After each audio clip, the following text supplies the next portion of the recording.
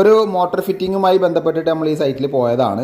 അപ്പോഴാണ് നമ്മൾ ഈ പൈപ്പ് വരുന്ന മോട്ടറിലേക്ക് പോകുന്ന ഔട്ട്ലെറ്റ് പൈപ്പ് നമ്മൾ കട്ട് ചെയ്ത് നോക്കുന്ന സമയത്ത് അതിൽ വെള്ളം ഇങ്ങനെ വന്നുകൊണ്ടിരിക്കുന്നുണ്ട്. ശരിക്കും പറഞ്ഞാൽ മോട്ടോർ പൈപ്പിൻ്റെ ഔട്ട്ലെറ്റ് കട്ട് ചെയ്ത് കഴിഞ്ഞാൽ വെള്ളം ഒരിക്കലും വരാൻ പാടില്ല.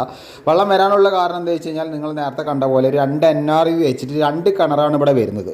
അപ്പോൾ 2 കിണറിന്ന് 2 വേ സ്വിച്ച് വെച്ചിട്ട് മാറി മാറി അടിക്കാൻ വേണ്ടി ഓട്ടോമേഷൻ സെറ്റ് ചെയ്തിട്ടുണ്ട്.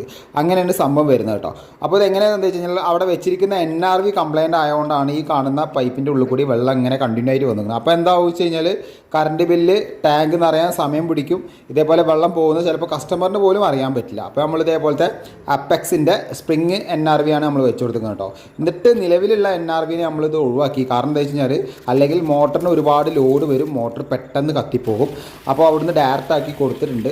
എപ്പോഴും നമ്മൾ മോട്ടറിൻ്റെ അടുത്ത് NRV വെക്കാൻ ശ്രമിക്കുക. ഇത് കുറച്ച് ദൂരത്താണ് ഇവർ NRV വെച്ച് കൊടുത്തിരിക്കുന്നത്. അപ്പോൾ എന്തായാലും ഈ വീഡിയോ ഷെയർ ചെയ്യുക, ലൈക്ക് ചെയ്യുക.